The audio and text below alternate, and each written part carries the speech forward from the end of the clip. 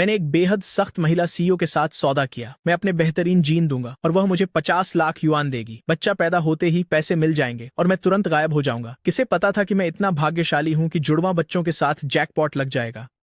Delivery room के बाहर मची अफरा तफरी का फायदा उठाकर मैं छोटे जुड़वा बच्चे को, जो धीरे रो रहा था, और पैसों को लेकर वहां से निकल गया। पिछले 6 सालों से मैं गांव में मुर्गी पालन और खेती कर रहा हूं। मैंने अपने बेटे को खिला पिलाकर तंदुरुस्त बनाया, जब तक कि एक दिन मैं उसे लेकर सब्जियां बेचने शहर नहीं पहुंच गया। मेरे ठीक सामने एक मैबैक आकर रुकी। एक सूट पहने छोटा लड़का कार से बाहर निकला। वह बिल्कुल मेरे बेटे जैसा दिखता था। डैड, आपने शहर में चुपके से दूसरा बच्चा कब पैदा कर लिया? मेरे बेटे जियांग शियाओमान ने पूरी ताकत से चिल्लाकर पूछा। उसकी आवाज में गजब का आत्मविश्वास था। आसपास के सभी सब्जी विक्रेताओं और ग्राहकों की नजरें तुरंत मुझ पर टिक गईं। मैं फंस गया। अब तो मेरा काम तमाम है। मेरा सिर चकरा रहा था। एक महिला को बेचने के लिए मेरे हाथ में जो पत्ता गोभी थी, वह लगभग छूट ही गई थी। मेरे माथे से ठंडे पसीने की बूंदें टपकने लगीं। मैंने कभी सपने में भी नहीं सोचा था कि पिछले 6 वर्षों का मेरा शांत ग्रामीण जीवन आज इस तरह अपमानजनक तरीके से खत्म होगा। हमारे सामने खड़ी मेबैक कार के पास सूट और बोटाई पहने वह छोटा बच्चा किसी छोटे बॉस जैसे सीईओ की तरह, मेरे बेटे की तरह ही हैरानी, थोड़ी जांच पड़ताल और जिज्ञासा के साथ हमें देख रहा था। और तभी उसके पीछे वाली कार का दरवाजा खुला। काले रेशमी मोजे पहने लंबे पैर पहले बाहर निकले, और उसके बाद एक ऐसा चेहरा जो मेरे डीएनए में गहराई से बसा है। एक ऐसा चेहरा जो आज भी मुझे मेरे सपनों से जगा देता है।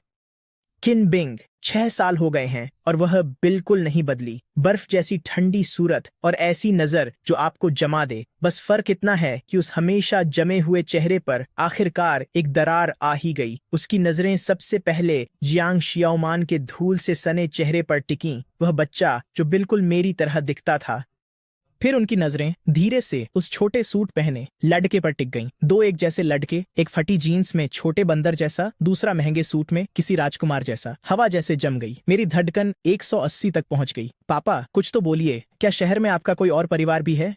तुम मुझे और गांव के किनारे रहने वाले वांग ढहुआ को ये कैसे समझाओगे? तुम छोटे शैतान, इसका वांग ढहुआ से क्या लेना देना है? वह गांव के मुखिया का कुत्ता है। मैंने जल्दी से जियांग शियाओमान का मुंह बंद कर दिया और रोने से भी बदतर एक बनावटी मुस्कान दी। बच्चे बस कुछ भी बोल देते हैं, वह बस बकवास कर रहा है। किन बिंग ने मुझे पूरी तरह नजरअंदाज कर दिया। उसकी आंखें 2 तेज सर्जिकल स्कैल्पल की तरह मुझ पर और जियांग शियाओमान पर टिकी थीं। उसके पीछे खड़े काले कपड़ों वाले 2 आदमी चुपचाप आगे बढ़े। उन्होंने हमें घेर लिया था। भागो, बस यही एक ख्याल मेरे दिमाग में था। मैंने अपनी तिपहिया गाड़ी की रफ्तार बढ़ा दी। मेरे पुराने साथी ने, जिसने 6 साल तक मेरा साथ दिया था, एक जोरदार दहाड़ मारी। मुझे और सब्जियों से भरी गाड़ी को लेकर वह आगे लपक पड़ा। पकड़ो उसे! पीछे से किन बिंग की ठंडी आवाज गूंजी। लानत है, मैं कभी माउंट अकिना का रेसिंग गॉड माना जाता था। मैंने थ्रॉटल को पूरा घुमा दिया। तिपहिया बाजार की तंग गलियों से तेजी से गुजरा। 2 फलों के स्टॉल गिरा दिए और रास्ते में सब कुछ कुचल दिया। बुजुर्गों की गालियां और पीछा करते अंगरक्षकों का शोर मिलकर पूरी तरह अफरा तफरी मच गई। पापा, आप बहुत कूल हैं। ये बिल्कुल फिल्मों जैसा है। जियांग शियाओमान ने मेरी बाहों में उत्साह से चिल्लाकर कहा। Cool my S. हम यहाँ अपनी जान बचाकर भाग रहे हैं, लेकिन अंत में मेरी तिपहिया गाड़ी उनकी संख्या के आगे टिक नहीं पाई। जैसे ही हम बाजार से बाहर निकले, एक काली लैंड रोवर ने हमारा रास्ता रोक लिया और हमारे भागने का रास्ता बंद कर दिया। 2 अंगरक्षकों ने मुझे दोनों तरफ से घेर लिया। उन्होंने मुझे एक दुबली पतली मुर्गी की तरह बाइक से नीचे खींच लिया। मुझे मैबैक के बोनेट पर जोर से दबा दिया गया। मेरा गाल ठंडी पेंट पर सटा हुआ था। जियांग शियाओमान को भी एक और बॉडीगार्ड ने उठा लिया, लेकिन बच्चा बिल्कुल भी नहीं डरा। इसके बजाय वह सूट पहने लड़के को चिढ़ा रहा था। किन बिंग अपनी ऊंची हील्स में वहां आई। वह एक एक कदम बढ़ाकर मेरे पास आई। जियांग जी! उसने मेरा नाम पुकारा। उसकी आवाज तेज नहीं थी, पर उससे मेरा पूरा शरीर कांप उठा। कितने दिनों बाद मिले। मैंने अपना सिर उठाने की कोशिश की और एक चापलूसी भरी मुस्कान दी। नमस्ते बॉस किन। कितना संयोग है, क्या आप भी राशन खरीदने निकली हैं? किन बिंग का मुंह थोड़ा सा मरोड़ा। उसने मुझे कोई जवाब नहीं दिया। इसके बजाय वह नीचे झुकी और बॉडीगार्ड की गोद में मौजूद जियांग शियाओमान को गौर से देखने लगी। उसने उसका चेहरा छूने के लिए हाथ बढ़ाया। जियांग शियाओमान पीछे हट गया और उसे सावधानी से देखने लगा। तुम कौन हो? मैं तुम्हें चेतावनी दे रही हूँ, मेरी सौतेली माँ बनने के बारे में सोचना भी मत। मेरे पापा पहले से ही वांग ढहुआ के हैं। मैं एक बार फिर साफ कर दूं, वांग ढहुआ एक कुत्ता है। किन बिंग का हाथ हवा में ही रुक गया। उसने एक गहरी सांस ली और खड़ी हो गई। उसकी नजरें वापस मुझ पर टिकीं, ऐसी नजरें जो मुझे टुकड़ों में काट देना चाहती थीं। 6 साल पहले मेरे जुड़वा बच्चे हुए थे, है ना? किन बिंग की आवाज बहुत शांत थी, लेकिन उस शांति के नीचे एक ज्वालामुखी फटने को तैयार था। मैंने महसूस किया कि बॉडीगार्ड का हाथ मेरे कंधे पर और जोर से दब रहा था। इसे स्वीकार करने का मतलब मौत है। इसे नकारने का मतलब भी मौत है। बेहतर होगा कि अंत तक अनजान बना रहूं। मैंने आंखें घुमाई और तुरंत हैरान और मासूम चेहरा बना लिया। जुड़वा, बॉस किन, आप किस बारे में बात कर रही हैं? मुझे आपकी बात बिल्कुल समझ नहीं आ रही। मैंने जियांग शियाओमान की ओर इशारा किया, पूरी तरह से मासूम बनते हुए। ये मेरा भतीजा है। मेरे भाई और भाभी की कार दुर्घटना में मौत हो गई थी। मैंने इसे पालने के लिए बहुत मेहनत की है, बहुत मुश्किलों से पाला है इसे। मैंने नकली आंसू भी निकाल ली। देखो, ये बच्चा बिल्कुल मेरे जैसा दिखता है। कहते हैं ना, भांजी अपनी बुआ जैसी और भतीजा अपने चाचा जैसा दिखता है। इससे पहले कि मैं अपनी बात पूरी कर पाती, जियांग शियाओमान ने मेरी एक न सुनी। पापा, आप ये क्या बकवास कर रहे हैं? आपका भाई कब से हो गया? दादाजी और दादी जी तो बहुत पहले ही गुजर चुके हैं। मैं तो बेहोश होने वाली हूँ। कितना गद्दार बेटा है। काश जमीन फट जाए और मैं उसमें समा जाऊं। ये चेन झू का जन्म प्रमाण पत्र और उस साल के अस्पताल के रिकॉर्ड हैं। उसने मुझे गुस्से से घूर कर देखा। रिकॉर्ड बताते हैं कि उस समय इंक्यूबेटर नंबर बी में रखा बच्चा जन्म के 3 घंटे बाद ही गायब हो गया था। मेरी धड़कनें रुक सी गईं। मैं बहुत लापरवाह था। उस समय भागने की इतनी जल्दी थी कि मैं सबूत मिटाना ही भूल गया। इत्तेफाक, ये निश्चित रूप से सिर्फ एक संयोग है। किन बिंग ने मुझ पर और समय बर्बाद नहीं किया। उसने सीधे अपने अंगरक्षकों को आदेश दिया, इन्हें युंडिंग मैनर वापस ले जाओ। साथ ही वकील जांग से संपर्क करो। मुझे तुरंत डीएनए टेस्ट करवाना है। जी समझ गई बॉस किन। 2 गार्डों के बीच एक कैदी की तरह मुझे धक्का देकर लैंड रोवर में बिठा दिया गया। जियांग शियाओमान को मेरे ठीक बाद अंदर फेंक दिया गया। बच्चा बिल्कुल भी नहीं डरा। उसने उत्सुकता से चमड़े की सीटों को थपथपाया। पापा, ये आपकी तिपहिया साइकिल से कहीं ज्यादा आरामदायक है, लेकिन ये आपकी जितनी तेज नहीं चलती। तेज होने का क्या फायदा? क्या हम पूरे रास्ते ट्रैफिक में नहीं फंसे रहे? काफिला सीधे उच्च वर्ग के लिए बने एक आलीशान विला क्षेत्र युंडिंग मैनर की ओर बढ़ गया। सिर्फ नाम सुनकर ही पता चल गया कि यह जगह कितनी महंगी है। गाड़ी एक महल जैसी आलीशान विला के सामने रुकी। जियांग शियाओमान और मुझे लिविंग रूम में बुलाया गया। लिविंग रूम इतना विशाल था कि उसमें खेल प्रतियोगिता आयोजित की जा सकती थी। छत पर लगे क्रिस्टल झूमर ने मेरी आंखें चौंधिया दी। जियांग शियाओमान अंदर आते ही पागल हो गया और कालीन पर लौटने लगा। किन बिंग मुख्य सोफे पर बैठी थी। किन झाओ नाम का लड़का चुपचाप उसके बगल में बैठा था। उसके हाथों में एक टैबलेट था, लेकिन उसकी नजरें कभी कभी फर्श पर कुत्ते की तरह भौंक रहे जियांग शियाओमान पर चली जाती थीं। आखिरकार किन बिंग ने कहा, मैं तुम्हें एक मौका देती हूँ। उस समय के 50 लाख युआन लौटा दो, बच्चे को यहीं छोड़ दो और तुम यहाँ से दफा हो जाओ। मेरा दिल जोर से धड़का। पैसे, वह 50 लाख तो कब के खत्म हो चुके थे। घर बनाने, जमीन खरीदने और गांव में मुर्गियां पालने में खर्च हो गए, और पिछले 6 सालों में मेरे और जियांग शियाओमान के रहने का खर्च भी तो था। वे लगभग पूरे खर्च हो चुके थे, और सबसे बड़ी बात, वह चाहती थी कि मैं जियांग शियाओमान को यहीं छोड़ दूं। मैंने अपने बेटे को कालीन पर बेफिक्र होकर हंसते और दौड़ते हुए देखा। वह मेरा अपना खून था, जिसे मैंने 6 साल तक अपने खून पसीने से बड़ी मेहनत से पाला था। मैंने एक गहरी सांस ली और पहली बार सीधे किन बिंग की आंखों में देखा। बॉस किन, मैं आपके पैसे लौटाने का कोई रास्ता निकाल लूंगा, लेकिन शियाओमान मेरा बेटा है। तुम्हारा बेटा? किन बिंग ने ऐसे देखा मानो उसने दुनिया का सबसे बड़ा मजाक सुन लिया हो। हमारा अनुबंध मत भूलो, तुम सिर्फ एक जीन प्रदाता थे। अनुबंध में कहीं नहीं लिखा था कि अगर जुड़वा बच्चे हुए तो क्या होगा। मैंने गर्दन उठाकर पलटवार किया। इसके अलावा वो बच्चा तब बहुत कमजोर था। डॉक्टरों ने कहा था कि वह शायद न बच पाए। मैं ही उसे गांव ले गई थी और चम्मच से चावल का पानी और घरेलू नुस्खे खिलाकर उसे जिंदा रखा। मैंने जो कुछ भी कहा वह सच था। जियांग शियाओमान उस समय से पहले पैदा हुआ था। वह इतना छोटा और कमजोर था कि उसके रोने की आवाज बिल्ली के बच्चे जैसी धीमी थी। मैं उसे लेकर भाग गई, कुछ पैसों के लिए और कुछ इसलिए कि मुझे डर था कि यह बेरहम माँ सच में उसे मरने के लिए छोड़ देगी। किन बिंग के चेहरे के हाव भाव थोड़े बदले, लेकिन उसने जल्द ही अपनी ठंडी गंभीरता वापस पा ली। मुझे प्रक्रिया से कोई मतलब नहीं है। मैं सिर्फ नतीजे देखती हूँ, और नतीजा यह है कि तुमने मेरे पैसे चुराए और तुमने मेरे बेटे को चुराया। वह खड़ी हो गई, ऊपर से मुझे नीचे देखते हुए। जब तक टेस्ट के नतीजे नहीं आ जाते, तुम दोनों कहीं नहीं जाओगे। मैं तुम्हें दिखाऊंगी कि असली निराशा क्या होती है। महल में नजरबंदी के मेरे पहले दिन मुझे आखिरकार अमीरों की उबाऊ जिंदगी समझ आ गई। किन बिंग ने मेरे और जियांग शियाओमान के लिए एक गेस्ट रूम का इंतजाम किया, जो गांव में मेरे पूरे घर से बड़ा था। उसमें अपना बाथरूम, एक वॉक इन क्लोसेट और एक बालकनी थी, जहां से पूरा गोल्फ कोर्स दिखता था। जियांग शियाओमान बेहद खुश थी। वह उस विशाल किंग साइज बिस्तर पर उछल कूद कर रहा था और उस महंगे रजाई को ट्रैम्पोलिन समझ बैठा था। पापा, क्या अब हम यहीं रहेंगे? ये जगह पुराने वांग के सुअर बाड़े से कहीं बड़ी है। क्या ये बच्चा इससे बेहतर तुलना नहीं कर सकता था? मैं उसकी तरह आशावादी नहीं था। मैंने दरवाजा खोलने की कोशिश की। वह टस से मस नहीं हुआ। बाहर काले कपड़ों में 2 अंगरक्षक खड़े थे, बिल्कुल 2 द्वारपालों की तरह। खिड़कियों पर सुरक्षा के लिए लोहे की छड़ें लगी थीं, जो बस थोड़ी सी ही खुलती थीं। वे सचमुच मुझे किसी अपराधी की तरह कैद कर रहे थे। दोपहर के खाने का समय हुआ तो एक नौकरानी ने दरवाजा खटखटाया और हमें नीचे डाइनिंग रूम में चलने को कहा। लंबी डाइनिंग टेबल स्वादिष्ट व्यंजनों से भरी थी, वेस्टर्न, चाइनीज, जापानीज। जो भी आप कहें, सब कुछ वहां मौजूद था। किन बिंग मेज के सिरे पर बैठी थी। किन झाओ उसके बाईं ओर बैठा चुपचाप चाकू और कांटे से अपना स्टेक काट रहा था। जियांग शियाओमान और मैं उनके सामने बैठे थे। जियांग शियाओमान ने अपने जीवन में ऐसा कुछ कभी नहीं देखा था। उसने अपने नंगे हाथों से एक ऑस्ट्रेलियन लॉबस्टर उठाया और उसे अपने मुंह में डालने ही वाला था। शियाओमान, इसे थूक दो। मैंने जल्दी से उसे रोका। हाथों से पकड़कर खा रहे हो? तमीज कहाँ है तुम्हारी? मैंने बात करते हुए कुशलता से चम्मच कांटे उठाए, लॉबस्टर का मांस निकालकर उसकी प्लेट में रख दिया। शुक्रिया डैड।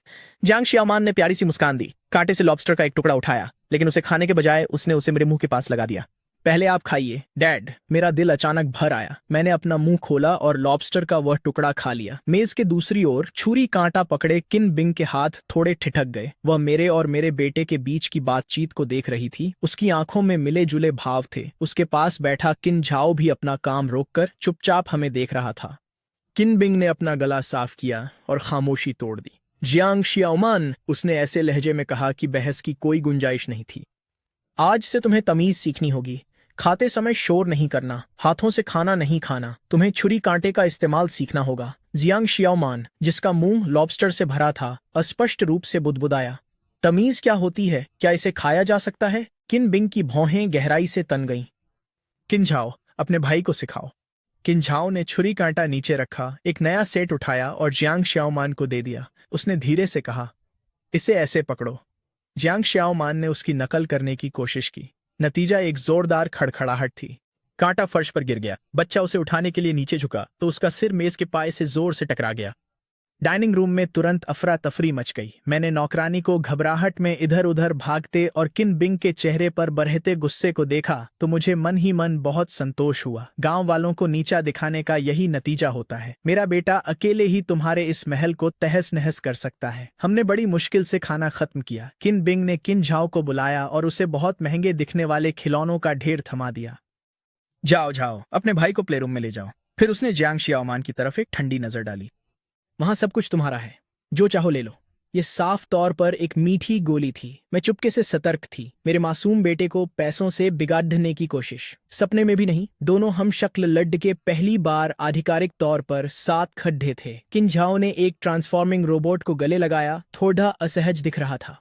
जियांग शियाओमान उसके चारों ओर घूमी, फिर हाथ बढ़ाकर उसे हर जगह से थपथपाया। तुम्हारे कपड़ों का मटेरियल बहुत अच्छा है, मेरे पापा की बनियानों से कहीं ज्यादा मुलायम। जियांग शियाओमान के छूने से किन झाओ शर्म के मारे लाल हो गया। उसने फुसफुसाकर कहा, यह रेशम है।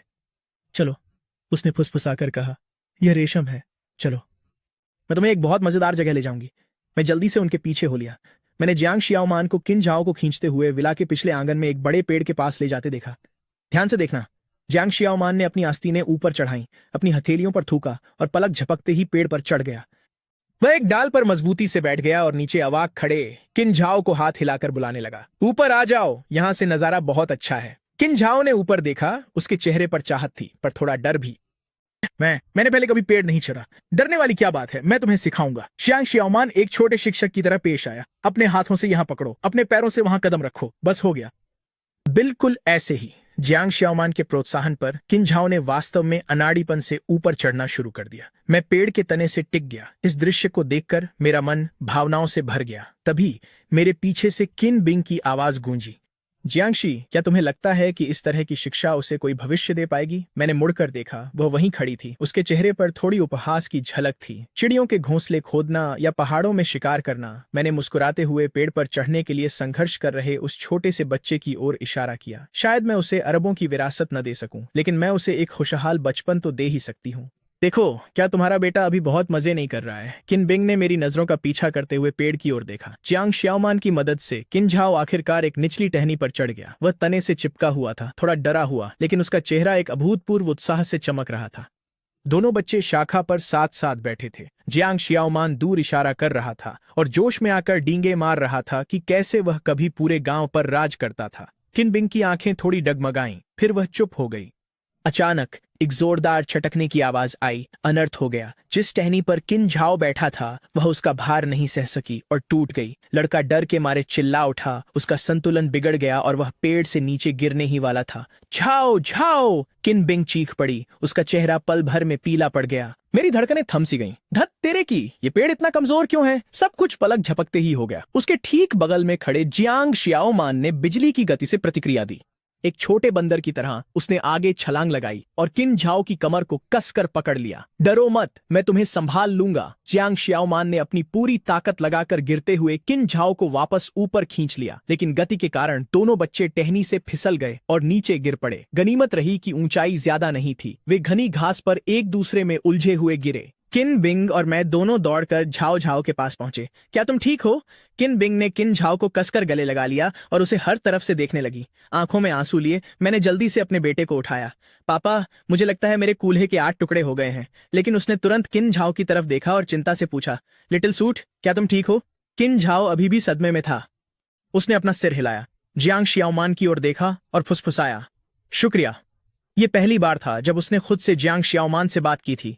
किन बिंग ने जांच पूरी की।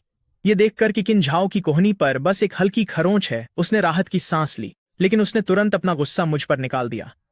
जियांग शी, क्या यही वह खुशहाल बचपन है जिसकी तुम बात कर रही थी? उसे मेरे बेटे को ऐसे खतरनाक स्टंट में घसीटने देना। अगर आज झाओ झाओ को कुछ हो जाता तो मैं तुम्हें ताउम्र जेल में सर ढा देती। धत तेरी की, ये औरत कितनी बेतुकी है। इससे पहले कि मैं कुछ कह पाता, जियांग शियाओमान से रहा नहीं गया। इसमें मेरे पापा की कोई गलती नहीं है। मैंने ही उसे पेड़ पर चढ़ने के लिए कहा था। एक असली मर्द छोटी मोटी चोट से नहीं डरता। मैं तो अक्सर गिरता रहता हूँ। उसने अपनी छोटी सी छाती फुलाई और एक नन्हे मुर्गे की तरह मेरे सामने खड़ा हो गया, जैसे अपनी माँ की रक्षा कर रहा हो। इसके अलावा मैंने उसे बचाया है। आपको तो मेरा शुक्रिया अदा करना चाहिए। किन बिंग उसके इस जवाब से निरुत्तर रह गई। उसने अपने सामने खड़े उस बच्चे को देखा जिसका चेहरा बिल्कुल उसके बेटे जैसा था, लेकिन वह शरारत और विद्रोह से भरा हुआ था और एक पल के लिए उसे समझ नहीं आया कि वह क्या कहे। माँ, उसे दोष मत दो, मैं पेड़ पर चढ़ना चाहता था। किन बिंग का चेहरा पीला पड़ने के बाद लाल हो गया। शायद यह पहली बार था जब उसके दोनों बेटों ने एक साथ उसे धोखा दिया था। अंत में उसने एक ठंडी आह भरी, किन झाओ को उठाया और पीछे मुड़कर एक आखिरी वाक्य कहा, तुम दोनों बस रुको, और फिर पैर पटकते हुए घर के अंदर चली गई। मैं नीचे झुका और जियांग शियाओमान के बाल सहलाए। बहुत अच्छे बेटे, तुमने बहुत बहादुरी दिखाई। आखिर मैं आपका बेटा जो हूं। ऐसा लग रहा था कि इस तूफान में मेरी हार हो रही है, लेकिन मैं जानता था कि मैंने दोनों बच्चों के दिलों में एक बीज बो दिया है।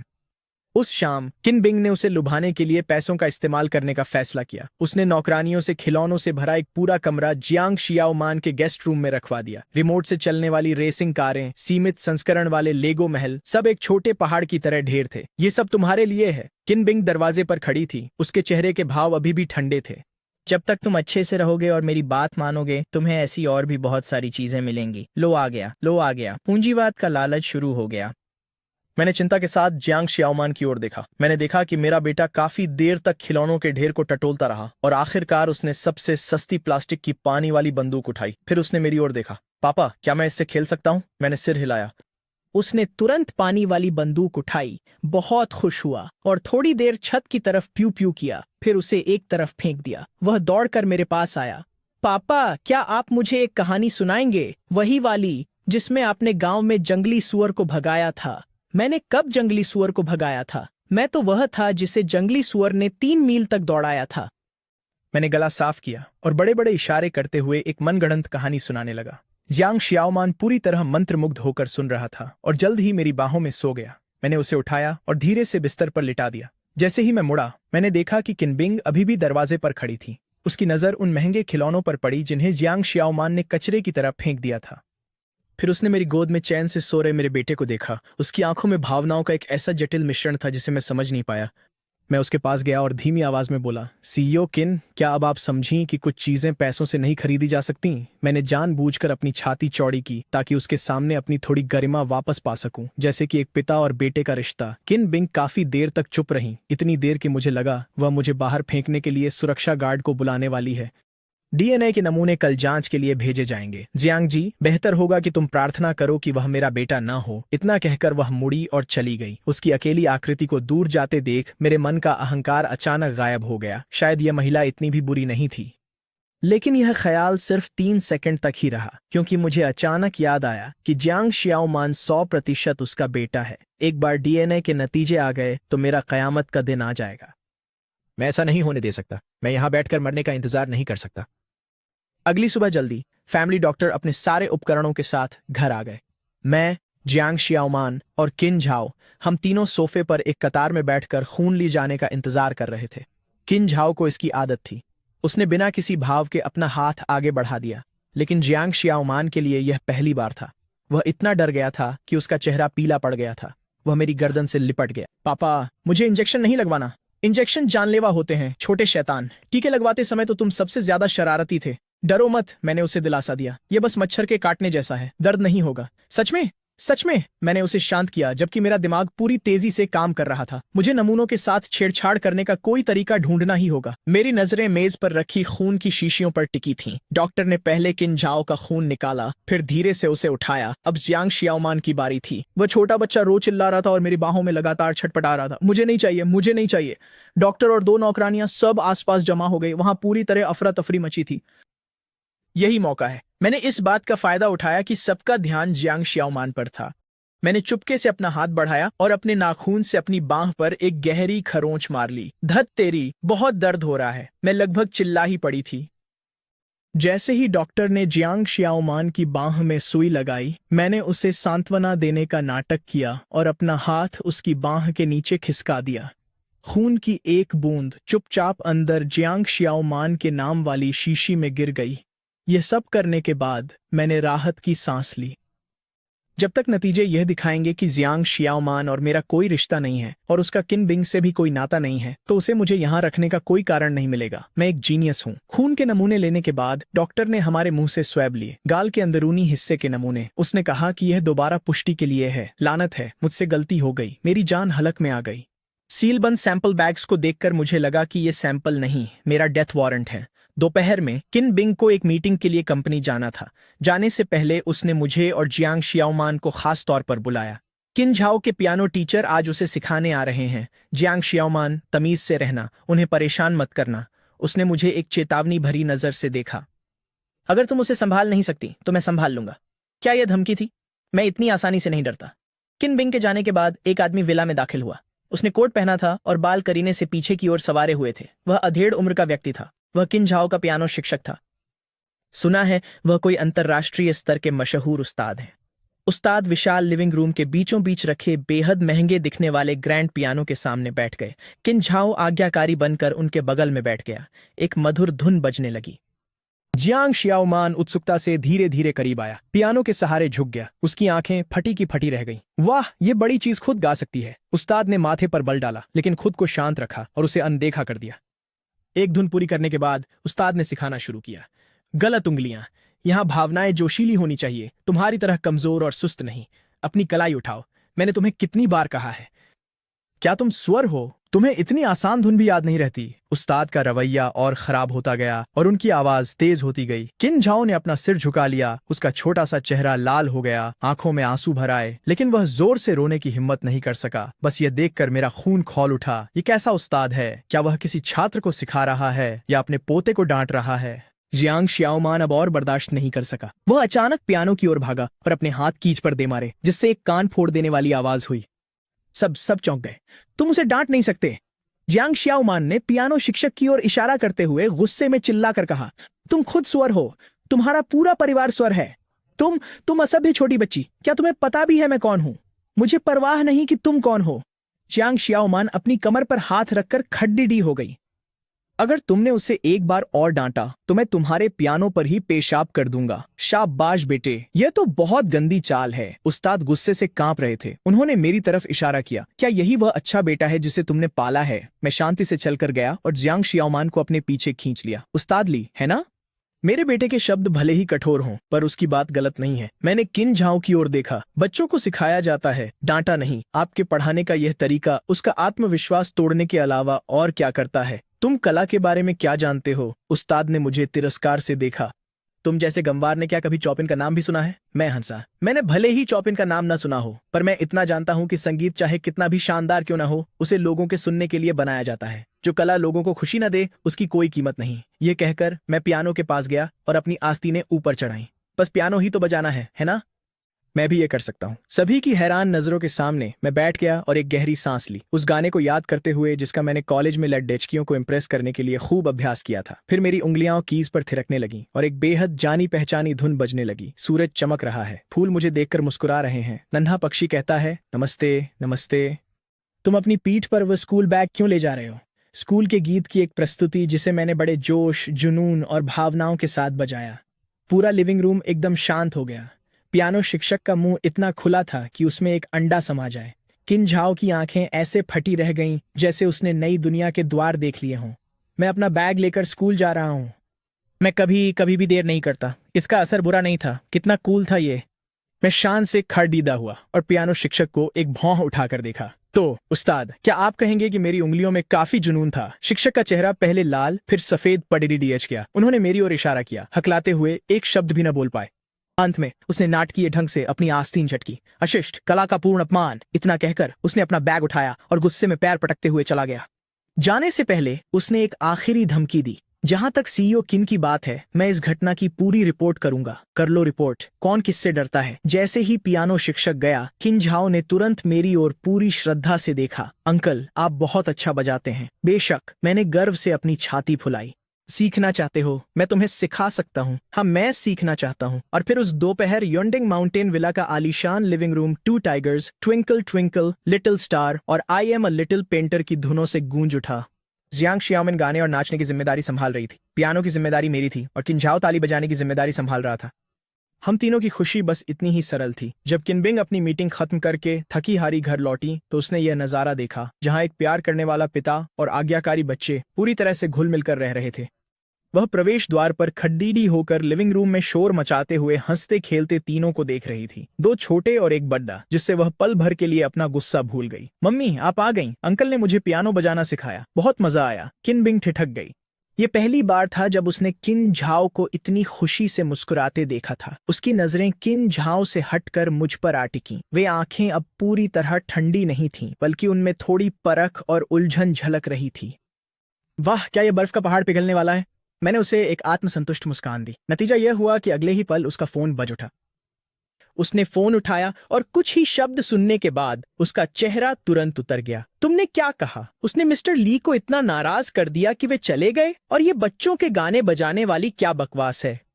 ठीक है, समझ गई। उसने फोन रखा और मेरी तरफ देखा। जो नजरें थोड़ी देर पहले थोड़ी गर्म हुई थीं, वे तुरंत जम गईं। जियांग जी, तुम्हारी हिम्मत कैसे हुई? आप मेरी तारीफ कर रही हैं। ये कुछ भी नहीं है, बस दुनिया में तीसरा सबसे अच्छा। किन बिंग ने अपनी नाराजगी को दबाने की कोशिश करते हुए एक गहरी सांस ली।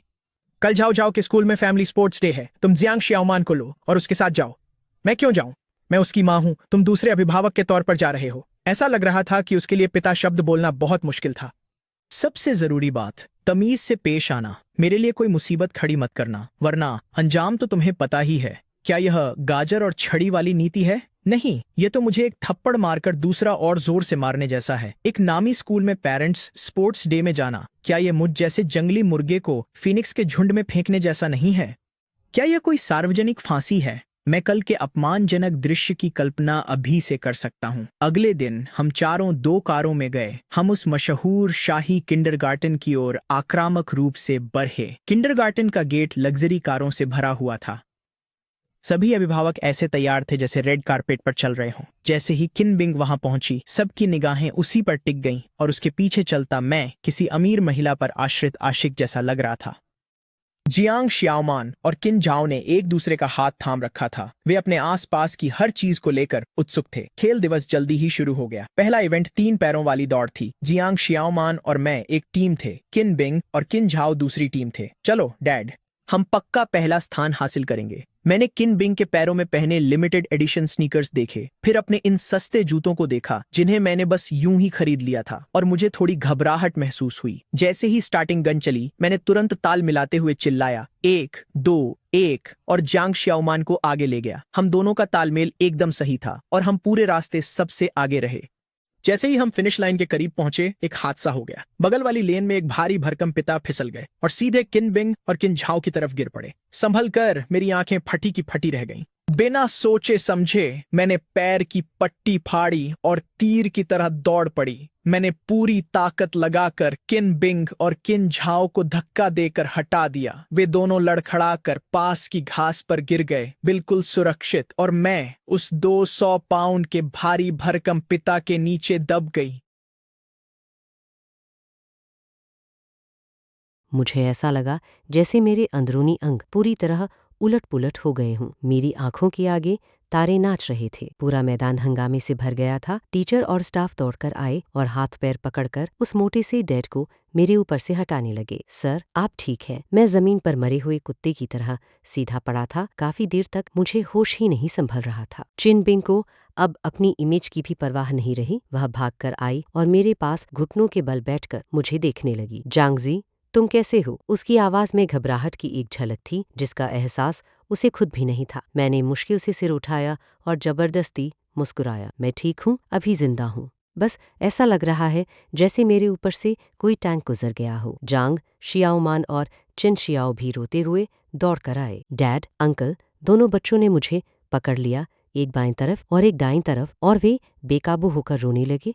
उन्हें देखकर अचानक मेरा दिल गर्म हो गया। लगा जैसे मेरी पीठ का दर्द अब उतना नहीं रह गया था, पूरी तरह वसूल था। यह हीरो बनकर ब्यूटी को बचाने वाला काम बिल्कुल घाटे का सौदा नहीं था। उसके बाद मुझे एक घायल सैनिक की तरह स्ट्रेचर पर डालकर एम्बुलेंस में चढ़ाया गया और सीधे अस्पताल ले जाया गया। कई चेकअप के बाद शुक्र था कि मेरी कमर के निचले हिस्से में बस गंभीर सॉफ्ट टिश्यू डैमेज था, कोई हड्डी नहीं टूटी थी। मैं वीआईपी हॉस्पिटल रूम में लेटा था और नर्स की पूरी देखभाल का मजा ले रहा था। स्कूल की सारी चीजें निपटाने के बाद चिन बिन भी जल्दी से वहां आ गई। वह बेड के पास खड़ी होकर मुझे बहुत उलझे हुए भाव से देख रही थी। थैंक यू, उसने धीमी आवाज में कहा। यह पहली बार था जब उसने मुझे इतनी सच्चाई से धन्यवाद कहा था। मैं हल्का सा मुस्कुराया और एक कूल पॉज देने की कोशिश की। नतीजा यह हुआ कि मेरी पीठ की चोट फिर से खिंच गई और दर्द इतना हुआ कि मेरा चेहरा बिगड़ गया। हे बॉस चिन, सिर्फ एक थैंक यू से काम नहीं चलेगा, मैंने आधा मजाक में और आधा सीरियस होकर कहा। यह वर्क प्लेस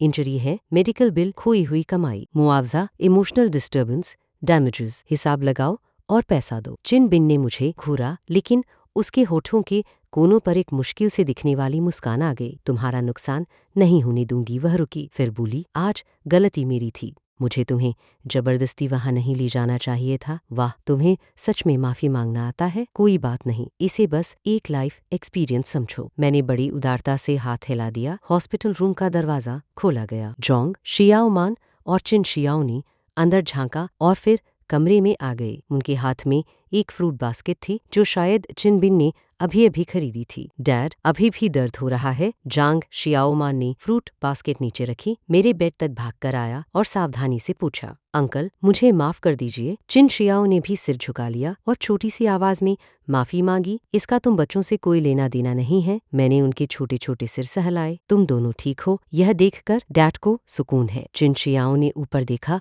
उसकी आंखें चमक रही थी। अंकल, आज आप सच में बहुत बहादुर थे। बिल्कुल, मेरे डैड तो सुपरमैन है। दोनों बच्चों की आंखों में प्रशंसा देखकर मेरा थोड़ा सा दर्द भी कब का हवा हो चुका था। चिन बिंग एक तरफ खड़ी होकर हम तीनों को चुपचाप देख रही थी। उसकी नजर धीरे धीरे और भी नरम होती जा रही थी। अगले कुछ दिनों तक मेरी जिंदगी ऐसी हो गई जैसे मेरी हर छोटी बड़ी जरूरत का ध्यान रखा जा रहा हो और मैं आराम से आलसी जीवन जी रहा था। चिन बिंग रोज मुझे देखने अस्पताल आती थी। हालांकि वह ज्यादा कुछ नहीं बोलती थी, लेकिन अब वह पहले जैसी कांटेदार नहीं रही थी। दोनों बच्चे मेरे प्यारे छोटे नर्स बन गए थे। जांग शियाओमान का काम मुझे जोक्स सुनाना था। चिन शियाओ का काम मुझे कहानियां पढ़कर सुनाना था। एक दिन जब मैं चिन शियाओ की मुलायम आवाज में द लिटिल प्रिंस सुन रहा था, तभी हॉस्पिटल रूम का दरवाजा अचानक खुल गया। एक आदमी जिसे मैं बिल्कुल नहीं जानता था, साफ सुथरे सूट में अंदर आया। उसके पीछे कई रिपोर्टर भी थे। वे तरह तरह के कैमरा लेंस लेकर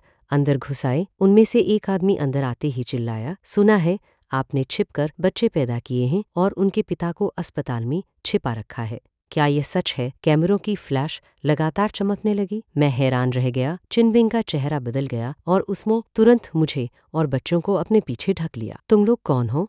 तुम्हें अंदर किसने आने दिया? सिक्योरिटी कहाँ है? बॉस चिन, इतना भड़किए मत, आगे वाले आदमी ने हल्की मुस्कान के साथ कहा। हम बस आपसे एक बात कंफर्म करना चाहते हैं, यह सज्जन बच्चों के पिता है, सही? और इनके पास बैठे ये दो लड़के आपके जुड़वां बेटे हैं। उसके कैमरे का लेंस सीधे मेरी तरफ था। जोंग शियाओमान और चिन शियाओ। ओह गड़बड़, यह चिन बिंग को निशाना बनाने वाला बिजनेस राइवल है। मुझे तुरंत समझ आ गया कि यह एक जाल है। वे इस स्कैंडल का इस्तेमाल करके चिनबिंग और उसकी कंपनी को गिराना चाहते हैं। चिनबिंग गुस्से से कांप रही थी, लेकिन बच्चों को बचाने के लिए वह सिर्फ पीछे हट सकती थी। रिपोर्टर और आक्रामक होकर आगे बढ़ने लगे। बॉस चिन, कृपया हमारे सवालों का जवाब दीजिए। इस सज्जन से आपका क्या रिश्ता है? आप अपने बच्चों की पहचान कब सामने लाने वाली हैं? उन्हें अस्पताल के बेड तक धक्का देते हुए आते देख मैंने मन में फैसला कर लिया। मैं अचानक बेड से उछलकर उठा, कमर के निचले हिस्से के तेज दर्द को नजरअंदाज किया, नाइट स्टैंड से पानी का जग उठाया और सीधे उन रिपोर्टरों पर झपट पड़ा। क्या बकवास शूट कर रहे हो तुम लोग? फिर मैंने चिनबिंग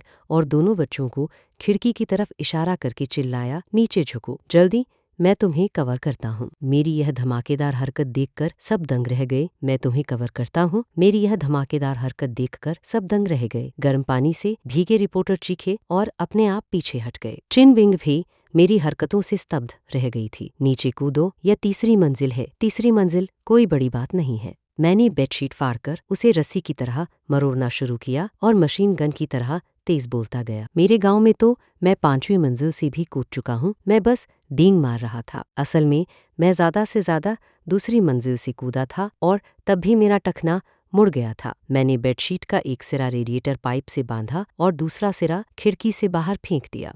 मैं सबसे पीछे आऊंगा, मैंने चिनबिंग और दोनों बच्चों को धक्का देते हुए कहा कि वे बेडशीट से नीचे स्लाइड करें। चिनबिंग एक पल झिझकी, लेकिन बाहर रिपोर्टरों की संख्या बढ़ती देखकर उसने दांत भींचे चिन शियाओ को उठाया और सबसे पहले नीचे स्लाइड कर गई। जांग शियाओमान तुरंत पीछे गया। इस बच्चे में दम है, वह बंदर से भी तेज नीचे फिसल गया। डैड, मैं नीचे आपको पकड़ लूंगा। मैंने चिनबिंग को देखा जो खिड़की से बाहर निकलने वाली आखिरी थी और चैन की सांस ली। फिर मैंने सिर घुमाया, उन रिपोर्टरों की तरफ देखा जो अभी अभी होश में आए थे और उन्हें एक चिढ़ाने वाली मुस्कान दी। मैंने तकिए, फ्रूट बास्केट जो भी हाथ में आया सब उठाकर उन पर फेंकना शुरू कर दिया। आओ तुम्हें दिखाता हूँ कि गांव का लड़का क्या कर सकता है। काफी अफरा तफरी मचाने के बाद आखिर मैंने बेडशीट पकड़ी और खिड़की से बाहर कूद गया। मेरी लैंडिंग सही नहीं हुई और मेरा पिछला हिस्सा एक बार फिर जमीन से गहरी दोस्ती कर बैठा। कमर की चोट के साथ पिछवाड़े की चोट। क्या कमाल का डबल झटका था। चिनबिंग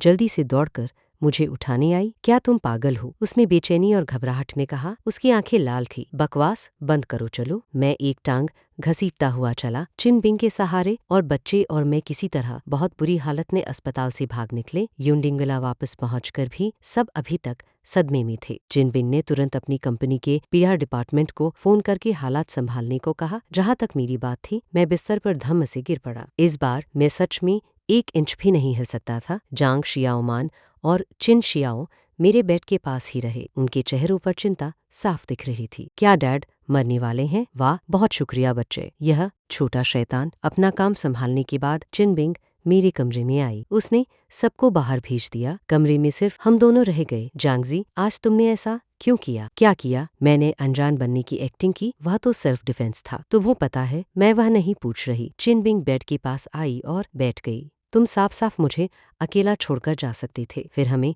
बचाने के लिए खुद को खतरे में क्यों डाला? मैंने उसे रोशनी में देखा। उसने अपनी सारी सुरक्षा दीवारें गिरा दी थीं। उसके चेहरे पर थकान और उलझन साफ दिख रही थी। वह दूर दूर रहने वाली बाफ जैसी फीमेल सीईओ नहीं थी, बल्कि एक आम औरत जैसी लग रही थी। मैं कुछ पल चुप रहा, फिर बोला, मैंने यह तुम्हें बचाने के लिए नहीं किया। चिनबिंग की आंखें अचानक मंद पड़ गईं। मैंने यह अपने बेटों को बचाने के लिए किया। मैंने उसकी तरफ देखा। जांग शियाओमान मेरा बेटा है, चिन शियाओ भी मेरा बेटा है। वे भाई है।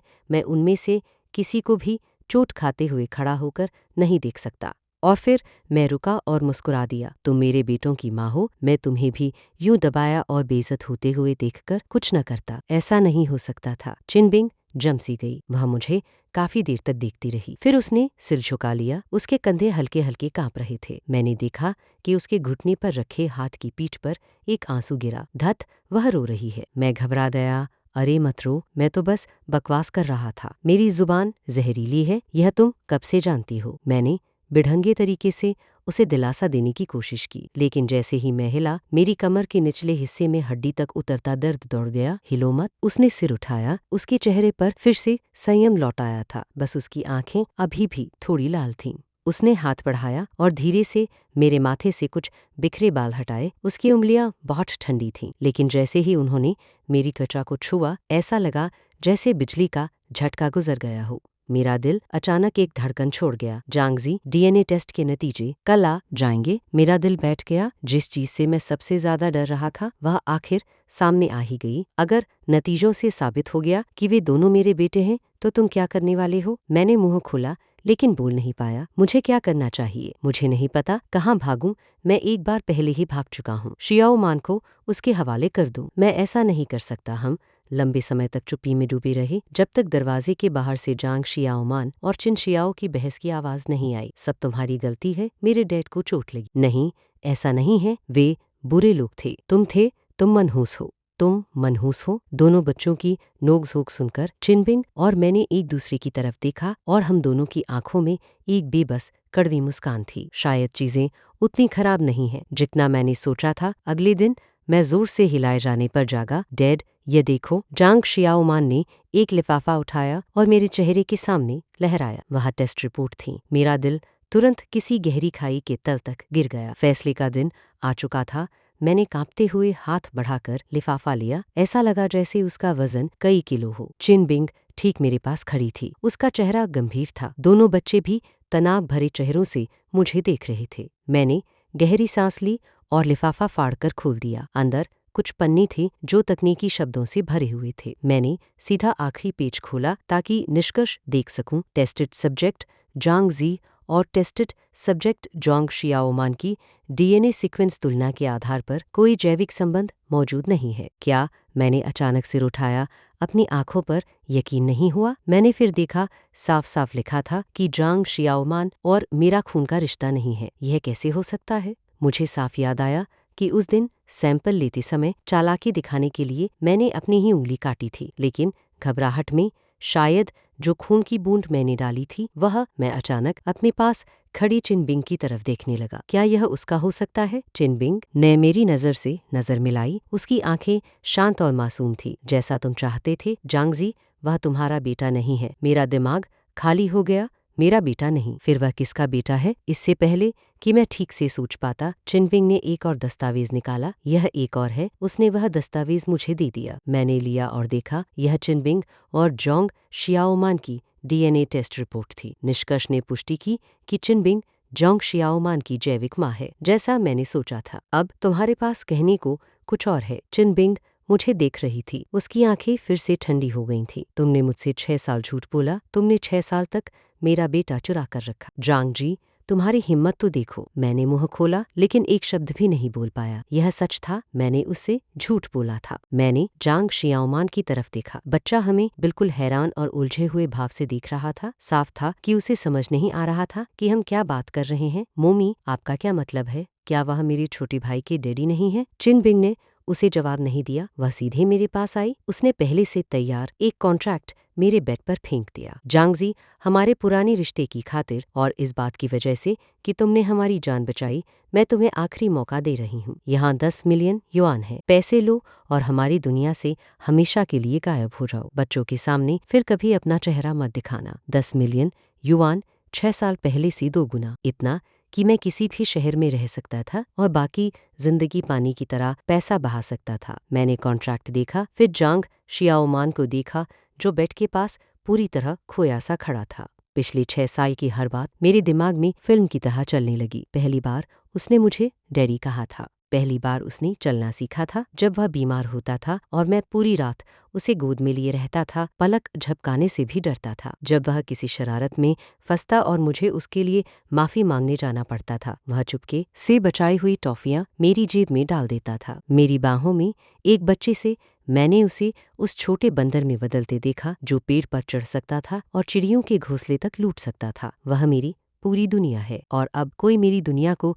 10 मिलियन युआन में खरीदना चाहता था। मैं मुस्कुराया और कॉन्ट्रैक्ट उठा लिया। चिनबिंग की बर्फीली नजर के सामने मैंने उसे पन्ना पन्ना करके फाड़ दिया। कागज के टुकड़े बर्फ के फाहों की तरह नीचे गिरने लगे। प्रेसिडेंट चिन, पैसा अच्छी चीज है, लेकिन इस दुनिया में हमेशा कुछ ऐसी चीजें होंगी जिन्हें पैसा खरीद नहीं सकता। 6 साल पहले मैंने तुम्हारा पैसा लिया और उसके साथ चला गया। वह मेरी गलती थी। 6 साल तक मैं उसे अच्छी जिंदगी नहीं दे पाया। मैं निकम्मा था, लेकिन शुरुआत से ही मैंने हमेशा उसे अपने खून और मांस जैसा माना है। मैंने उसे चलना सिखाया, मैंने उसे बोलना सिखाया, मैंने उसे सिखाया कि एक आदमी को सीधा और बहादुर होना चाहिए। वह मेरा बेटा है, जांग का बेटा। भले ही हमारा खून का रिश्ता ना हो, वह हमेशा मेरा बेटा रहेगा। अगर तुम उसे मुझसे छीनना चाहती हो तो मेरी लाश के ऊपर से गुजरना पड़ेगा। मेरे शब्द कमरे में बम की तरह फट पड़े। चिन बिंग के चेहरे का रंग तुरंत उड़ गया। शायद उसने कभी सोचा भी नहीं था कि उसकी नजर में मेरे जैसा पैसा लोभी देहाती कभी ऐसी बातें कह सकता है। उसके होठ कांपे,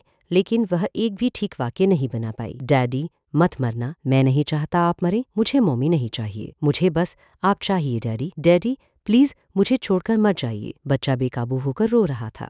वह दौड़ कर आया और मेरी टांग से कस कर लिपट गया। अभी भी रोता हुआ मैं घुटनों के बल बैठा और उसे जोर से अपने सीने से लगा लिया। मेरी अपनी आंखें भी लाल हो रही थीं। अरे पगले बच्चे, डैडी तुम्हें कभी कैसे छोड़ सकते हैं। मिस्टर चिन शियाओ भी पास आ गया। उसने हमें देखा, फिर अपनी माँ की तरफ देखा। उसके छोटे चेहरे पर उलझन और न छोड़ पाने की भावना साफ थी। वह एक पल झिझका, फिर उसका छोटा हाथ आगे बढ़ा और धीरे से मेरी शर्ट के किनारे को पकड़ लिया। मिस्टर प्लीज मत जाइए। मेरा दिल अचानक पिघल गया। तभी दरवाजे से एक ऐसी आवाज आई जिसकी मैंने कभी उम्मीद नहीं की थी। बस बहुत हो गया। एक बूढ़ा आदमी जिसके बाल सफेद हो रहे थे लेकिन व्यक्तित्व तेज था, छड़ी लेकर अंदर आया और एक बटलर उसे सहारा दे रहा था। वह चिनबिंग के पिता थे, चिन ग्रुप के चेयरमैन। मैंने उनके पिता को सिर्फ फाइनेंशियल मैगजीनों में देखा था। डैड आप यहाँ क्यों आए हैं। चिनबिंग हैरानी में तुरंत खड़ी हो गई। अगर मैं नहीं आता तो यह परिवार तुम्हारी वजह से बर्बाद हो जाता। बूढ़े आदमी ने ठंडी आवाज में नाक से आवाज निकाली। उसकी तेज नजर पूरे कमरे में घूमी। आखिर में उसकी आंखें मुझ पर टिक गईं। तुम ही जांगजी हो। मैं हूँ। मैंने पीठ सीधी की और जवाब दिया, मैंने पितृत्व टेस्ट रिपोर्ट देख ली है। वह चिनबिंग के पास आए। मूर्ख लड़की, तुमने पितृत्व टेस्ट नकली बनाने की हिम्मत कैसे की। मूर्ख लड़की, तुमने पितृत्व टेस्ट नकली बनाने की हिम्मत कैसे की। क्या। मैंने झटके से सिर उठाकर चिनबिंग की तरफ देखा। नकली। चिनबिंग का चेहरा पीला पड़ गया। उसने सिर झुका लिया। डैड क्या आपको लगा कि मुझे पता नहीं चलेगा। तुम क्या करने की कोशिश कर रही हो। तुम नकली रिपोर्ट से जांगजी को दूर भगाना चाहती थी और फिर दोनों बच्चों को अपने लिए रख लेना चाहती थी। तुम बहुत ज्यादा स्वार्थी हो। बूढ़े आदमी ने बटलर से एक और फाइल ली और मुझे दे दी। यह असली टेस्ट रिपोर्ट है। मेरे हाथ कांप रहे थे जब मैंने उसे लिया। निष्कर्ष काले सफेद अक्षरों में लिखा था। पुष्टि होती है कि जांगजी जांग शियाओमान का जैविक पिता है। पुष्टि होती है कि जांगजी चिन शियाओ का जैविक पिता है। मुझे लगा जैसे मेरे दिमाग पर 10,000 हंस कुत्ते टूट पड़े हों। सब कुछ पूरा उलझ गया था। यह औरत। मैंने चिनबिंग की तरफ इशारा किया। इतना गुस्सा था कि बोल नहीं पा रहा था। तुम आखिर करना क्या चाहती हो। पहले तुम नकली रिपोर्ट बनाती हो कि शियाओमान और मेरा कोई रिश्ता नहीं है और मुझे पैसे देकर भगाने की कोशिश करती हो, और अब मैं बस। चिनबिंग आखिर बोली, मैं बस तुम्हें टेस्ट करना चाहती थी। मैं जानना चाहती थी कि तुम्हारे दिल में क्या है। तुम्हारे लिए पैसा ज्यादा जरूरी है या बच्चे। 6 साल पहले तुम पैसे के लिए सब कुछ छोड़ने को तैयार थे। मुझे डर था कि तुम फिर से वही करोगे। मैं स्तब्ध रह गया। तो यह सब सिर्फ मुझे परखने का उसका तरीका था। अच्छा, क्या तुम्हें वह जवाब मिल गया जिसकी तलाश थी। मैंने चिढ़कर पूछा। चिनबिंग ने जवाब नहीं दिया, लेकिन उसकी लाल आंखों ने सब कह दिया। ठीक है, बूढ़े श्री चिन बोले, जो बीत गया वह बीत गया। अब सबसे जरूरी बात है कि बच्चों का क्या होगा। उन्होंने मुझे देखा, फिर चिनबिंग को देखा। तुम दोनों बच्चों के जैविक माता पिता हो। तुम में से किसी को भी दूसरे से यह अधिकार छीनने का हक नहीं है। मेरा सुझाव है कि तुम दोनों शादी कर लो। क्या। चिनबिंग और मैं एक साथ चिल्लाएं, शादी। मैं और चिनबिंग। यह कैसी ब्रह्मांडीय मजाकबाजी है। यह बूढ़ा आदमी मुझसे भी बड़ा सपने देखने वाला निकला। डैड आप कैसी बकवास कर रहे हैं। मैं और यह आदमी, यह नामुमकिन है। मैं भी नहीं कर रहा। मैंने तुरंत बात जोड़ दी। मैं गांव की आज़ादी का आदी हूँ। मैं अपनी बाकी जिंदगी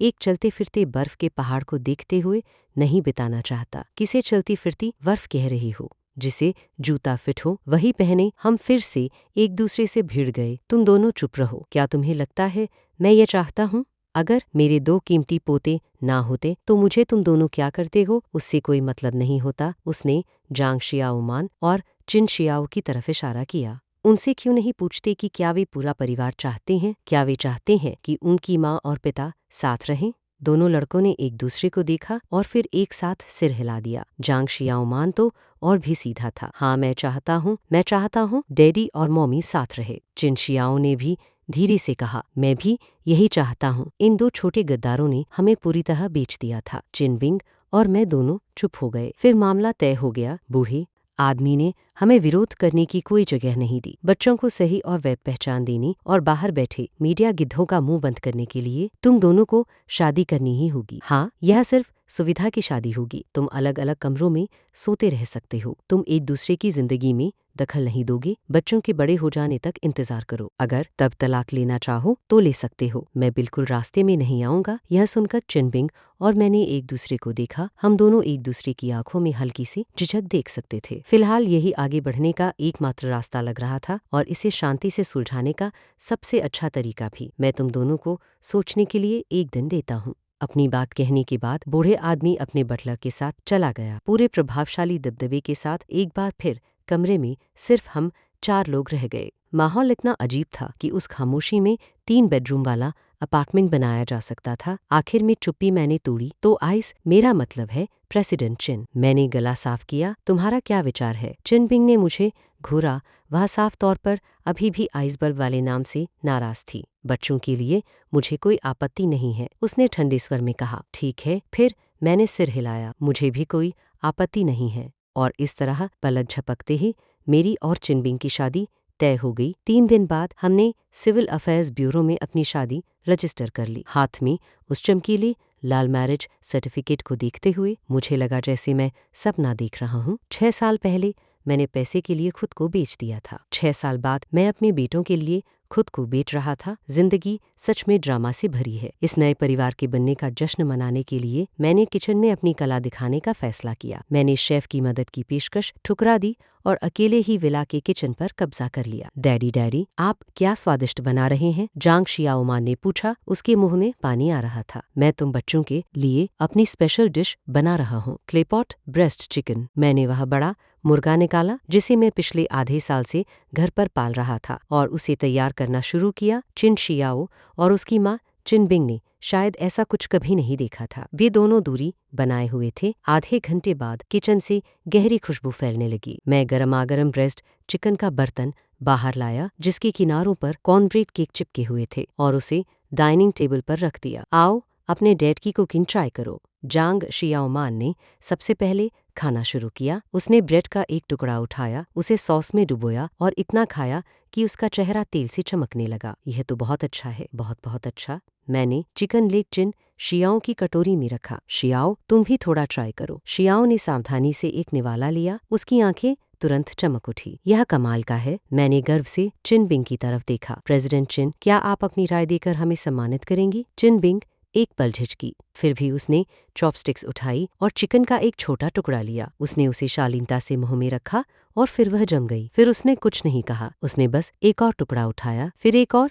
फिर एक और। अंत में उसने लगभग आधा बर्तन चिकन खुद ही खा लिया। उसका मुंह ना कह रहा था, लेकिन उसका शरीर सच बोल रहा था, है ना? डिनर के बाद हमारा 4 लोगों का परिवार अभी भी थोड़ा अजीब महसूस कर रहा था। हम लिविंग रूम में टीवी देख रहे थे। जांग शियाओमान और चिन शियाओ मेरे आसपास बैठे लगातार बातें कर रहे थे। चिनबिंग हमसे कुछ दूर एक सिंगल सोफे पर बैठी थी। हाथ में फाइनेंशियल मैगजीन थी, लेकिन उसकी आंखें बार बार हमारी तरफ जा रही थी। टीवी पर कॉमेडी चल रही थी। हम तीनों जोर जोर से हंस रहे थे। थोड़ी देर बाद चिनबिंग भी अपने होठों के कोनों को हल्की मुस्कान में बदलने से खुद को रोक नहीं पाई। उसी पल खिड़की से आती चांदनी उसके चेहरे पर पड़ी। मुझे अचानक लगा कि शायद यह आइसबर्ग इतना ठंडा भी नहीं है। हमारी कॉन्ट्रैक्ट मैरिज के बाद की जिंदगी अजीब पलों और अनपेक्षित केमिस्ट्री से भरी हुई थी। मैं जांगजी, गांव का एक प्रोफेशनल चिकन फार्मर, पलक झपकते ही चिन ग्रुप की प्रेसिडेंट चिनबिंग का घर में रहने वाला पति बन गया। बेशक पति के रूप में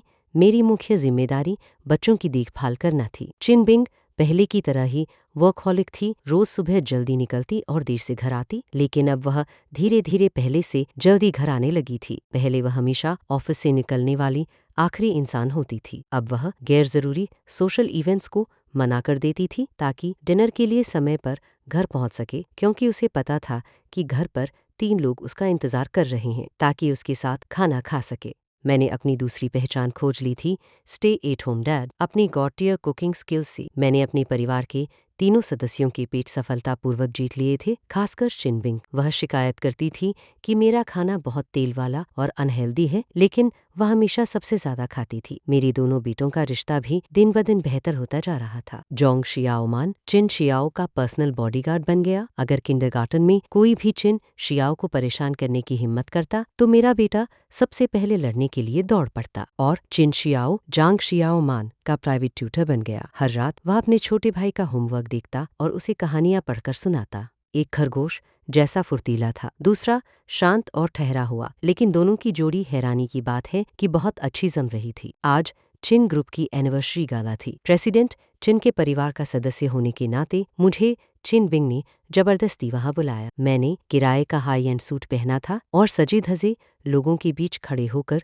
मुझे बहुत अजीब लग रहा था। मुझे ऐसा लग रहा था जैसे हंसों के झुंड में एक हंस गलती से घुस आया हो। चिन बिंग चांदी के इवनिंग गाउन में रानी जैसी लग रही थी, चमकती हुई। उसने चलते हुए अपना हाथ मेरी बाह में डाल रखा था और बिजनेस टाइकूनों के बीच पूरे आत्मविश्वास से घूम रही थी। यह मेरे पति है जांग जी। हर बार जब वह मेरा परिचय इस तरह देती थी, मुझे उन बड़े लोगों की जटिल नजरें महसूस होती थीं, जिनमें प्रशंसा, जलन और थोड़ी सी नफरत मेरे ऊपर बरसती थी। घूरना बंद करो, कोशिश भी कर लो, तुम्हें कैप्टमैन बनने का मौका भी नहीं मिलेगा। बैंक्वेट के बीच में एक सुंदर सा लड़कियों जैसा दिखने वाला आदमी वाइन ग्लास हाथ में लेकर आया। वह उसी राइवल कंपनी का सीईओ था जिसने अस्पताल में हमें घेरने के लिए रिपोर्टर भेजे थे। उसका सरनेम वोंग था। चिन, बहुत दिनों बाद मिलना हुआ। आप पहले से भी ज्यादा चमक रही है, सीईओ वोंग ने साफ दुश्मनी भरी मुस्कान के साथ कहा। और ये जरूर वही मशहूर मिस्टर जांग होंगे हैं ना? आपके बारे में बहुत सुना है, सच में बड़े प्रतिभाशाली आदमी है। उसकी आवाज में तंज इतना गाढ़ा था कि मूर्ख भी समझ जाए। चिन बिंग का चेहरा तुरंत बर्फ जैसा ठंडा हो गया। जैसे ही वह जवाब देने वाली थी, मैंने जल्दी से उसका हाथ पकड़ लिया और सीईओ वोंग को चमकदार मुस्कान दी। सीईओ वोंग, सही कहा, मैंने भी आपके बारे में बहुत सुना है। सुना है आपकी कंपनी हाल में काफी संघर्ष कर रही है। खैर, बिजनेस में उतार चढ़ाव तो आते रहते हैं, है ना? मेरी तरह नहीं। मैंने तो शुरुआत में ही जैकपॉट मार लिया, एक शानदार पत्नी से शादी कर ली और अब मुझे अपनी बाकी जिंदगी किसी बात की चिंता नहीं करनी। मैंने जानबूझकर चिन बिंग की कमर से पकड़कर उसे करीब खींचा और उसके कान में प्यार से फुसफुसाया। है ना हनी, सच है ना? चिन बिंग का पूरा शरीर अकड़ गया, लेकिन उसने साथ निभाया और सिर हिला दिया। सीईओ वोंग का चेहरा तुरंत काला पड़ गया। मेरी बातें सुनने में ऐसा लग रहा था जैसे मैं अपनी पत्नी के पैसों पर जीने की शीखी मार रहा हूँ, लेकिन असल में मैं इशारा कर रहा था कि उसकी कंपनी डूब रही है और साथ ही हमारा प्यार भी दिखा रहा था। डैमेज कम, बेइज्जती मैक्सिमम। तुम? सीईओ वोंग इतना गुस्सा हुआ कि बोल नहीं पाया। मैं क्या? मैंने शैंपेन का ग्लास उठाया और उसकी तरह हल्के से घुमाया। सीईओ वोंग, यहाँ दूसरों का मजाक उड़ाने में वक्त बर्बाद करने की बजाय बेहतर होगा घर जाकर सोचो कि अपने कर्मचारियों की सैलरी कैसे दोगे। ऐसा ना हो कि कंपनी दिवालिया हो जाए और तुम्हें नौकरी मांगने मेरी पत्नी की कंपनी में आना पड़े। इतना कहकर मैं गर्व से चिन बिंग को लेकर वहां से चला गया और पीछे सीईओ वोंग की बौखलाई हुई गालियां छोड़ दी। जब हम एक शांत कोने में पहुंचे तो चिन बिंग ने आखिर मेरा हाथ झटक दिया। उसने मुझे जटिल भाव से देखा। मेरे साथ क्या गलत है? मैंने भौं उठाई और गर्व से मुस्कुराया। मैंने बस तुम्हारा गुस्सा निकालने में मदद की है ना? चिन बिंग काफी देर तक चुप रही, फिर अचानक उसने मुझसे पूछा। मैं मुस्कुराया। मैं बस एक किसान हूँ, तुम्हारे बेटे का पिता और तुम्हारा कानूनी पति। फिर भविष्य का क्या? जब पुल आएगा कब पार कर लेंगे? मैंने बैंक्वेट हॉल की चमकदार रोशनी और दूर केक चुराकर खाते दो छोटे साए देखे। कम से कम अभी के लिए मुझे लगता है सब कुछ ठीक है।